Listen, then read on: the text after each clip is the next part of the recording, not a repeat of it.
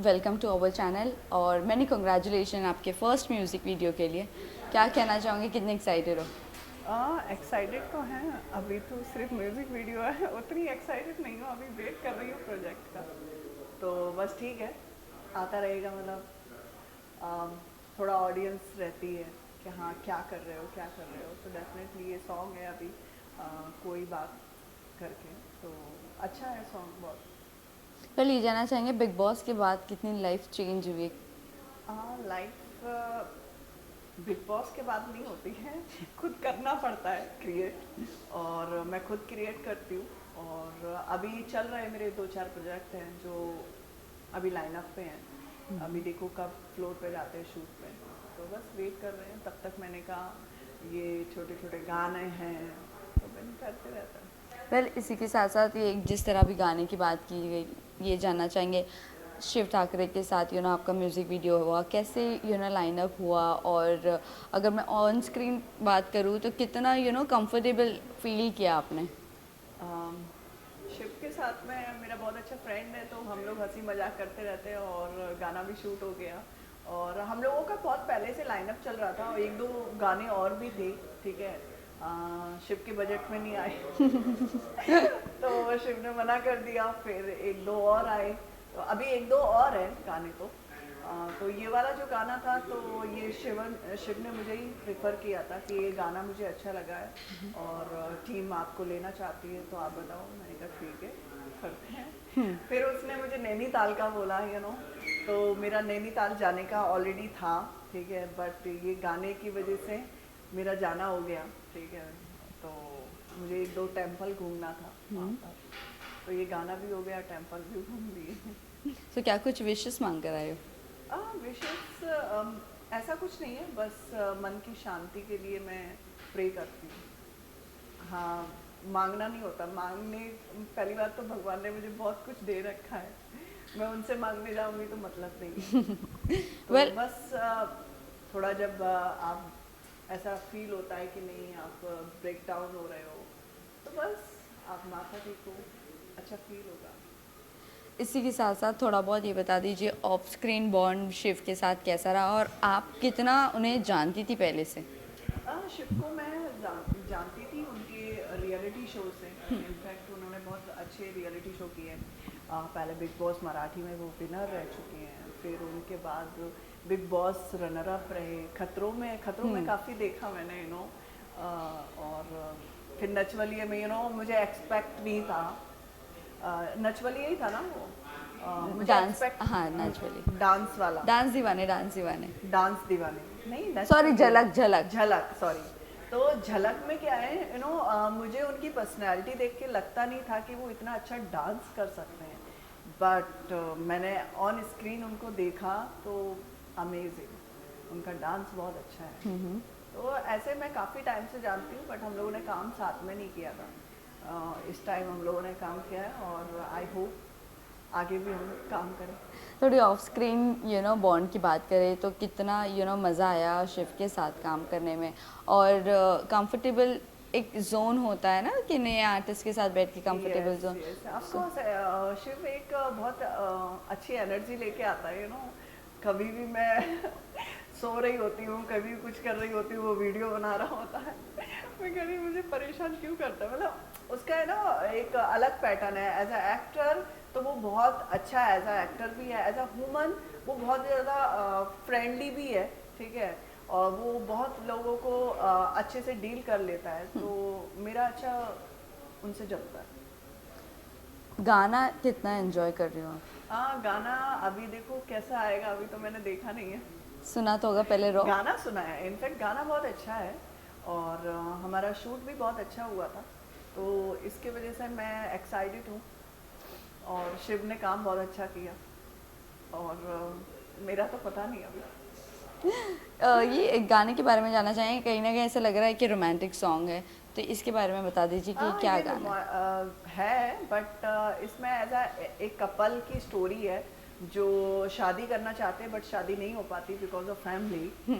तो इसकी वजह से वो अलग हो जाते हैं, और लड़की की किसी और से शादी हो जाती है, तो इस टाइप की स्टोरी है, और शिव अकेला रह जाता है।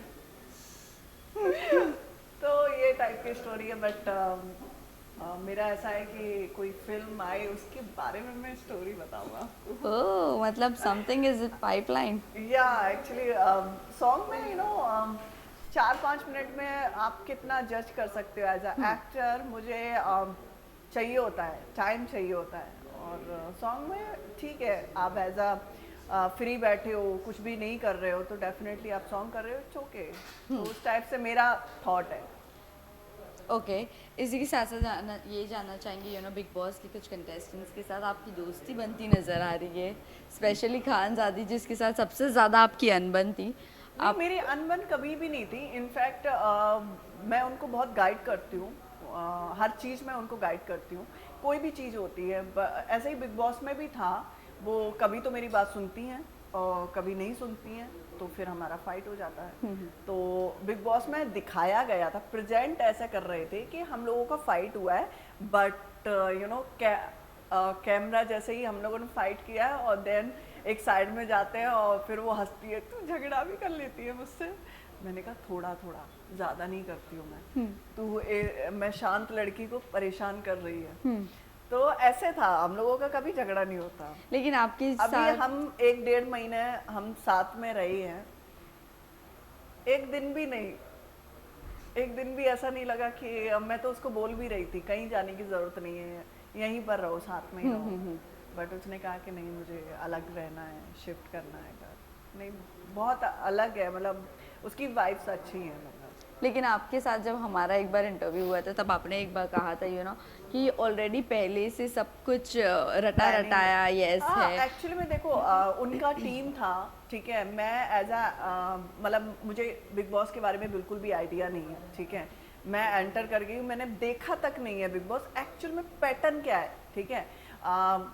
आपका फाइट हो रहा है, वही दिखा रहे हैं, ठीक है। आप एज अ, चाहे आप कितने भी कैपेबिलिटी हो, ठीक है। इसीलिए मैं अभी रियलिटी शो में उतना इंटरेस्ट नहीं है, क्योंकि आप as a actor, as a मतलब हर चीज़ में आप आगे हो, ठीक है, फिर भी आप एज अ फेलियर दिखाते हो, तो वो मुझे पसंद नहीं है। I am not failure. तो उसकी वजह से मेरा थोड़ा डिसअपॉइंट हुई थी, क्योंकि जितने भी लोग थे, शायद मैं अभी आपको ऑन कैमरा बोल रही हूँ कि वो कोई कैपेबिलिटी में नहीं है मेरे, ठीक है। क्योंकि मैं हर चीज़ में अपने आप को परफेक्ट बनाती हूँ और करती हूँ, ठीक है। तो उस टाइम ऐसा हुआ था, तो मुझे लगा, मैंने कहा आई डोंट नो, ये लोग आप लोग मतलब बिग बॉस से पहले रट के आए हैं, इसलिए इनको सारी चीज़ों को पता है कि कैसे क्या हैंडल करना है, और मुझे नहीं पता था। तो इनफैक्ट जितना ईशा ने काफ़ी अच्छा खेला, जितना ईशा ने मैनेज किया वहाँ पर, वो भी एक बहुत समझदारी थी, ठीक है। तो ऐसे अच्छे लोग भी थे, ऐसा नहीं है कि हाँ सभी मतलब एवं ही डाले थे, कुछ लोग अच्छे भी थे। अंकिता लोखंडे ने भी काफ़ी अच्छा किया था। तो इस टाइप के लोग तो अच्छे थे, बट जो कैपेबल भी नहीं थे वो भी चल रहे थे। तो वो मुझे लगा, लाइक मैंने हो कहा आई डोंट नो, मतलब थे, you know very well. Munawar की आप बात कर नो रहे हैं, no, I Abhishek. Am not Munawar in the sense, उनकी एक पर्सनैलिटी है, जिस तरीके से उन्होंने अपने आप को प्रेजेंट किया था, चाहे वो आयशा की वजह से कोई भी कंट्रोवर्सी में फंसे हों, बट उन्होंने जिस तरीके से अपने आप को मैनेज किया, वो बहुत तारीफ़ वाली बात है। क्योंकि एज अ मतलब कोई भी आपके सामने आता है और आप एज ए शौक, तब भी उसने अपने आप को प्रेजेंट किया कि नहीं, हाँ मैं इसको जानता हूँ, मेरा इसके साथ में है, बट नाउ अभी मैं ऐसा कुछ नहीं चाहता हूँ, क्योंकि मैं अभी यहाँ पर हूँ। करेक्ट। तो मुनावर की नहीं, मुनावर ने काफ़ी अच्छा खेला, बट जिस तरीके से और भी खेल सकता था, उस तरीके से कम था। ओके, आपसे एक चीज़ जानना चाहेंगे, जिस तरह अभी आप साथ में रही हो बिग बॉस के घर में, पता नहीं अभी आपका उनके साथ बॉन्ड है नहीं है। ईशा की बात कर रही हूँ, क्योंकि ईशा का फ़िलहाल जिस तरह से अभिषेक से फाइट हुआ था समर्थ के आने के बाद, और मुनव्वर ने एक प्रोडिक्शन किया था कि घर से बाहर निकलने के 2 महीने में ही देख लेना ब्रेकअप हो जाएगा, देखो, वो प्रोडिक्शन सही निकला मुनावर समर्थ। ने क्यों किया था, एज अ यंग एज कोई नहीं समझ पाता है कि एक्चुअल में रिलेशनशिप को कैसे हैंडल करना है, कैसे रखना है। तो आई थिंक उन्होंने इसलिए बोला था कि आफ्टर बिग बॉस इन लोगों का ब्रेकअप हो जाएगा, और मुझे ऐसा लगता है कि ईशा को अभी एज अ रिलेशनशिप की ज़रूरत नहीं है।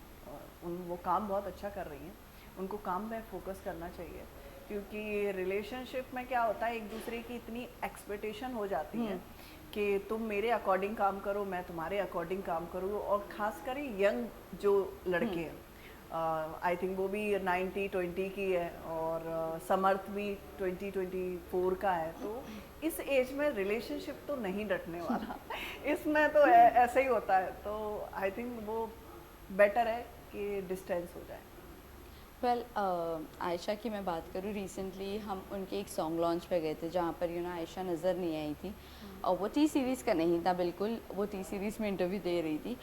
और सेम प्रोड्यूसर जो जिनका सॉन्ग लॉन्च था, उन्होंने उनके ऊपर कंप्लेन, यस, एलिगेशंस लगाए थे और कंप्लेन फाइल करने की बात की थी। सो लाइक अभी जिस तरह आपका सॉन्ग हुआ है, आप कितना अपने सॉन्ग को प्रमोट करोगी, क्योंकि ये आपकी तरफ से हामी भरी गई थी राइट, कि आपको ये सॉन्ग करना है, चाहे वो छोटा प्रोड्यूसर हो चाहे वो बड़ा प्रोड्यूसर हो। So, अभी आप अपने आप को और वो आयशा वाला जो सिचुएशन, बहुत सारे लोग हैं इस चीज़ के लिए मैं आपको बोलना चाहूँगी। काम मैंने भी ऐसा किया है, ठीक है। मैंने तो फिल्म छोड़ दी है, ठीक है, ये तो गाना है, फिल्म भी मैंने छोड़ दी है। नहीं, यहाँ पर बॉन्ड पूरा बना हुआ है, पैसे भी ले लिए गए हैं। वही मैं आपको बताने की कोशिश कर रही हूँ। सम टाइम लोग आपसे काम कराते हैं कुछ और बोल के, ठीक है। जब एज अ रिलीज पे बात आती है, या कभी कभी जैसे मुझे शूटिंग पे ही पता चल गया, ठीक है, तो ऐसे लोगों को अवॉइड करना चाहिए, ठीक है।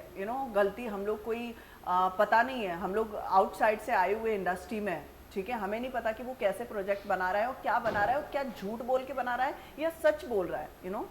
तो उस टाइप से ऐसे लोगों ने किया है, पहले भी मेरे साथ भी किया है। तो मुझे ऐसा लगता है कि आयशा को इग्नोर करना चाहिए। ऐसा बट नहीं ये है जब फेम नहीं मिला था, जब वो बिग बॉस नहीं करी थी, तभी ये गाना शूट हुआ था। हाँ, मतलब आई थिंक उनको अभी ऐसा लगता है कि गाना बेटर नहीं है, मेरी प्रोफाइल के लिए सूटेबल नहीं होगा, तो आई थिंक उन्होंने आपको नहीं लगता ये सेल्फिश वर्क हो गया फिर? मतलब आपने काम भी कर लिया, पैसे भी कमा लिए, सबसे उस वक्त के सबसे बड़े इन्फ्लुएंसर के साथ आपने उस दिन वो म्यूजिक वीडियो किया था। बट जैसे मैं आपको बताना चाहूँगी, जैसे मेरे साथ भी बहुत गलतियाँ हुई हैं, मेरे से मेरा काम अलग है, एज अ इंडस्ट्री भी मेरा कुछ काम है, ठीक है, उसको भी मैं हैंडल कर रही होती हूँ। सम टाइम मेरे पास कोई काम आ रहा होता है तो मैंने शायद उस पर सर्चिंग नहीं कर पाया, ठीक है, और लोगों ने मुझसे झूठ बोला कि नहीं हम ऐसे ऐसे करेंगे, हम ऐसे करेंगे, इस एक्टर को लेके आएंगे, इसको करेंगे, तो शायद मैंने वो स्टार्ट कर दिया प्रोजेक्ट। बाद में मुझे पता चलता है कि ये लोगों ने मुझे झूठ बोला, झूठ बोल के मुझसे एक्टिंग करा रहे हैं, तो मैं नहीं सुनने वाली, मैं तो उस पर केस भी कर सकती हूँ कि आपने मुझसे झूठ क्यों बोला, ठीक है। बट तब भी मैंने बहुत सारी जगह क्विट किया और मैं निकल गई, मैंने कोई जवाब नहीं दिया। तो ऐसे लोग भी हैं इस इंडस्ट्री में जो झूठ बोल के भी काम कराते हैं, ऐसा नहीं है। अब मेरा ऐसा है कि मैं आगे बाद में होती हूँ, मैं 2-3 क्रॉस चेक कर रही होती हूँ कि ये प्रोजेक्ट कहाँ है, क्या। पैसे भी तो मैंने अवॉइड कर दिया कि मैं न्यू कमर्स के साथ मैं काम नहीं करूँगी, न्यू, चाहे वो प्रोडक्शन हाउस हो, चाहे वो एक्टर हो, चाहे कोई भी हो, ठीक है, मैं न्यू एक्टर के साथ काम नहीं करूँगी, क्योंकि वो लोग कभी ना कभी मिस्टेक करते ही हैं, ठीक है, क्योंकि नई चीज़ें होती हैं, उनको कुछ पता तो होता नहीं है, ठीक है, और वो एज अ एक्टर हमारा करियर ख़राब हो जाता है, ठीक है। तो उस पॉइंट ऑफ व्यू से मैंने तो वो अवॉइड ही कर रखा है। लेकिन आयशा की बात तो टोटली अलग ही है, टोटली अलग उनकी है। वॉइस नोट है, आप आप रिलीज़ करिए सॉन्ग, और उसी वक्त जब हम प्रेस कॉन्फ्रेंस में मौजूद थे तभी उनको कॉल पे कॉल किया गया, वो टी सीरीज़ में थी। अब यहाँ पर ऐसा हो जाता ना, आपको एक ब्रांड मिल गया है और एक नॉन ब्रांड है, तो मतलब आप देखो, आपने कमिट किया है तो आप उसको फर्ज अदा कर दो। यस, बट जैसे कि मैंने भी अभी 1-2 सॉन्ग किए हैं, बट आई एम नॉट, मैं प्रमोट नहीं करने वाली, ये मैंने खुल के बोला हुआ है, ठीक है। मैंने तो ये आपके बॉन्ड पे आपने मेंशन भी करवाया होगा, राइट? मैंने एक्चुअल में क्या है ना, मैं करना ही नहीं चाह रही थी, बट डायरेक्टर और प्रोड्यूसर काफ़ी फोर्स करने के बाद, बट मैंने उनको बोल दिया गाना मुझे अच्छा लगा आफ्टर एडिटिंग तो मैं अपनी प्रोफाइल पे डालूंगी, नहीं आप अपनी प्रोफाइल पे डाल के खुश हो जाना। वैसे बॉन्ड में नहीं है या आयशा के। मैं आयशा की बॉन्ड में सब कुछ मेंशन किया हुआ है, उन्होंने हाँ। वो सब कुछ बताया है, तो वही बस जाना था देखो कि अगर अब इस जैसे तरह के मेरा है, काम। मुझे मुझे अपनी बात को खराब नहीं करना होता, ठीक है। मैंने जो बोला है वो मैं करूँगी, ठीक है। तो इसके वजह से आई डोंट नो आयशा किस तरीके से उन्होंने अपने आप को प्रेजेंट किया हुआ है और किस tरीके से उन्होंने डील की हुई है, बट मेरे साथ भी ऐसा हुआ है, ठीक है। मेरा एज एक दो फिल्में भी ऐसा हुआ है कि मैंने हाँ आधी फिल्म करने के बाद मैंने छोड़ी है, ठीक है। तो ऐसा बहुत हुआ है, उन्होंने रिलीज किया क्या किया, मैं तो अपने गूगल से इससे हटाने की कोशिश करती रहती हूँ, ये नाम भी शो नहीं करना चाहिए मेरी प्रोफाइल पे। तो ऐसा होता है, ऐसा नहीं है तो, बट हाँ आपका कमिटमेंट है तो उसको पूरा करना चाहिए। मैं इसीलिए जो भी एग्रीमेंट होते हैं मैं पहले से ही मेंशन करके डालती हूँ, ये मैं आपके पेमेंट के लिए कर रही हूँ काम, मैं अपनी प्रोफाइल पे शो नहीं करूँगी, चाहे कोई भी ब्रांड हो, ठीक है। मुझे अच्छा लगेगा तो मैं करूँगी, नहीं तो नहीं। तो ऐसा है। यस, तो ये होता है लाइक वर्क सिस्टम एक होता है। हाँ। और बात रही अनदर म्यूजिक वीडियो की, आपकी खुद की, तो कौन से कौन से को एक्टर है जिसके साथ आपका म्यूजिक वीडियो आने वाला है, क्या आप कुछ बताना चाहोगे? मेरा एक जी से भी आने वाला है, मेरा फ्रेंड है मोहित कपूर, उन्होंने डायरेक्ट किया है, पहली बार किया है। हम लोगों ने बाकू में शूट किया था और माइनस में हम लोग गए थे, बर्फीली जगह पे। तो वो भी सॉन्ग बहुत अच्छा है, इनफैक्ट लुक वगैरह मेरे बहुत अच्छे हैं और सिंगर भी बहुत अच्छा है उसका। तो एक तो वो गाना रिलीज है और एक शिव वाला है और 2 गाने और हैं, अभी देखते हैं कौन कौन सा आता है। कल जाते जाते ही जाना चाहेंगे, सोनिया खतरों के खिलाड़ी आ रहा है, कहीं ना कहीं आपके नाम की भी चर्चा रही है, क्या कहना चाहूँगी, कितना सच है ये खबर कि आप आ रही हो खतरों के खिलाड़ी में? अभी तो मुझे खुद ही नहीं पता है कि मेरा प्रोजेक्ट चालू हो गया तो I am going to Europe, तो आई थिंक 1 मंथ मैं उधर ही रहूँगी, तो मैं अटेंड नहीं कर पाऊँगी ये कौन सा है खतरों, बट मैं फ्री रही तो definitely I will do it. मतलब आपको ऑफर आया है, राइट? मतलब ऑफर इन द सेंस ये तो सब चलता रहता है, कौन जब फ्री, मैंने क्या बोला आपको, मैं बिग बॉस के टाइम भी फ्री थी। ओटीटी के लिए मेरा फाइनल हुआ था, ओटीटी में भी बातचीत चल रही थी, ओटीटी में नहीं मैंने किया, तो फिर ये मेरे को मेन में ऑफर आया था। तो ऐसे चल रहा था, मतलब ऐसा नहीं था कि हाँ मैं बिज़ी हूँ और फिर उसके बाद मैं अनदर काम ले लूँ, तो उस पॉइंट ऑफ व्यू से नहीं। अभी मेरे 2 प्रोजेक्ट हैं, अब देखो कौन सा ऑन हो जाए, और ऑन नहीं हुआ तो डेफिनेटली मैं खतरों में। वेल, अभी जिक्र कर ही लिए हो आपने ओटीटी की, क्या वजह थी आपने रिजेक्ट किया ओटीटी? वो मेरी सिस्टर की इंगेजमेंट थी। अच्छा। ठीक है, और मैं नहीं छोड़ के जाना चाहती थी क्योंकि मैं पूरी रिस्पॉन्सिबिलिटी लेती हूँ कि मुझे कैसे क्या चाहिए, ठीक है। तो सारा डेकोरेशन चाहे कोई भी चीज़ लेके, तो मैं मना कर दिया। मैं इनफैक्ट मेरा और भी काम थे उस वक्त, मैं एक साउथ की फ़िल्म कर रही थी, तो मैंने ब्रेक लिया हुआ था फिल्म में क्योंकि मुझे अपनी छोटी की इंगेजमेंट अच्छे से करनी थी। लास्टली जाते जाते अपने फैंस एंड व्यूअर्स को क्या कहना चाहोगे आप? यही कहना चाहेंगे कि ये गाना है और आप लोग देखें और आप लोगों को अच्छा लगेगा, और मेरे आने वाले प्रोजेक्ट में मेरा अलग लुक है और वो भी आप लोगों को अच्छा लगेगा। Thank you so much. Thank you.